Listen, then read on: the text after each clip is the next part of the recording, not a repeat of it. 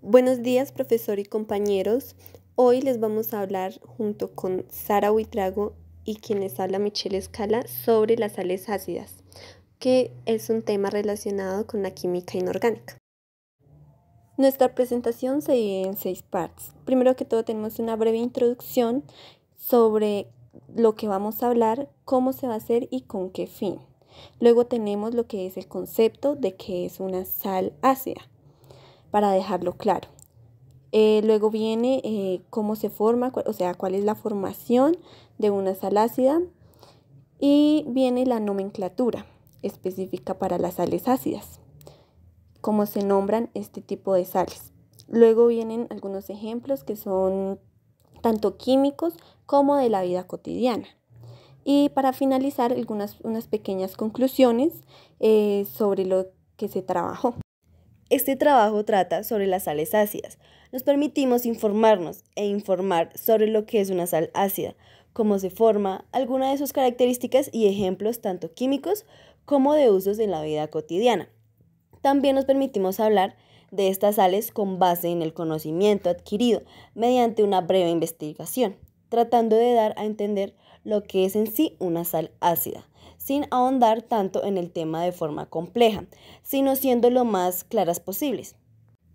Bueno, como concepto tenemos que una sal es un compuesto que surge cuando en un ácido se reemplazan los átomos de hidrógeno por ciertos radicales básicos.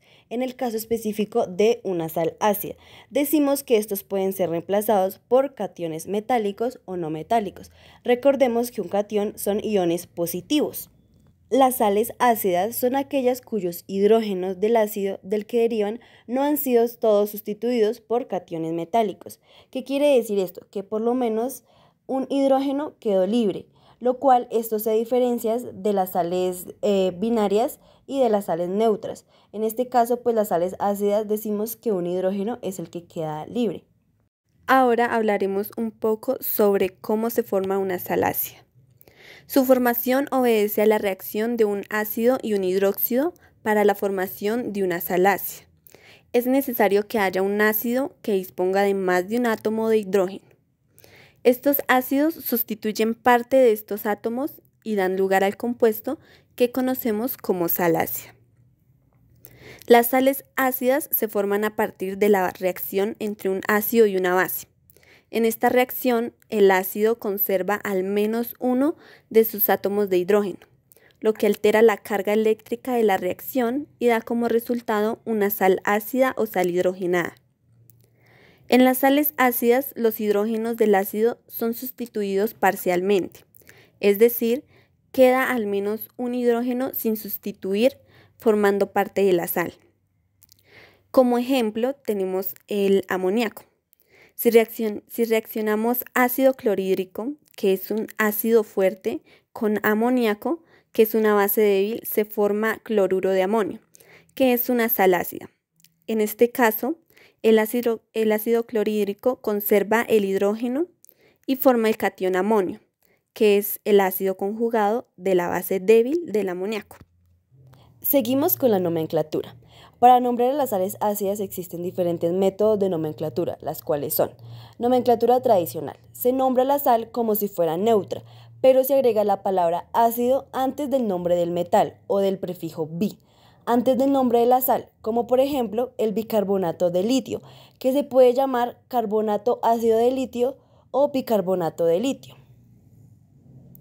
Tenemos la nomenclatura stock. De igual manera se nombra la sal como si fuera neutra, pero se agrega la palabra hidrógeno antes de su nombre, por ejemplo la sal ácida del carbonato de litio, que se puede llamar hidrógeno carbonato de litio. Normalmente nos encontramos con los iones que forman los cristales de las sales, que están rodeados de moléculas de agua. En estos casos se dice que la sal está hidratada y este hecho lo reflejamos en su fórmula correspondiente.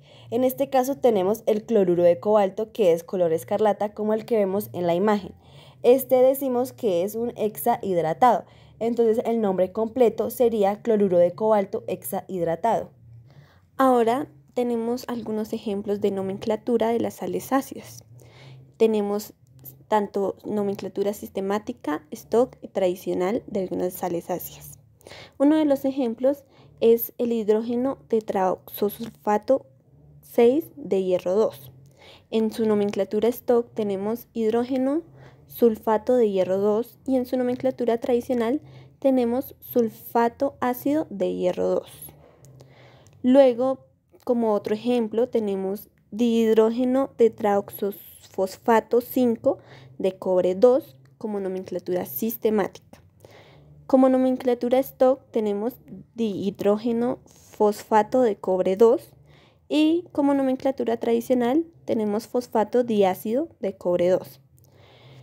También tenemos en la cotidianidad, usamos sales ácidas, por ejemplo el bicarbonato de sodio, que es una sal ácida muy conocida y se utiliza en la cocina, especialmente en la preparación de productos de panadería como pasteles y galletas. También se utiliza como ingrediente en productos de limpieza y como agente efervescente en medicamentos para aliviar la acidez estomacal. Como otro ejemplo tenemos el dihidrógeno fosfato de potasio.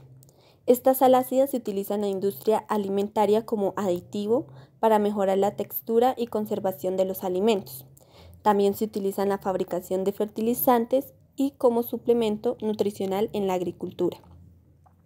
Y como un tercer ejemplo tenemos el hidrógeno sulfato de sodio.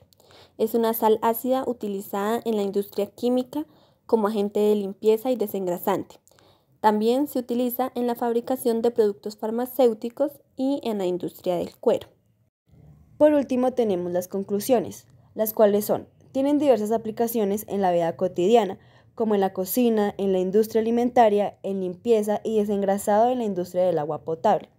Es importante tener en cuenta que el pH de una disolución acuosa de una sal ácida será ácido, ya que se genera iones hidróneo.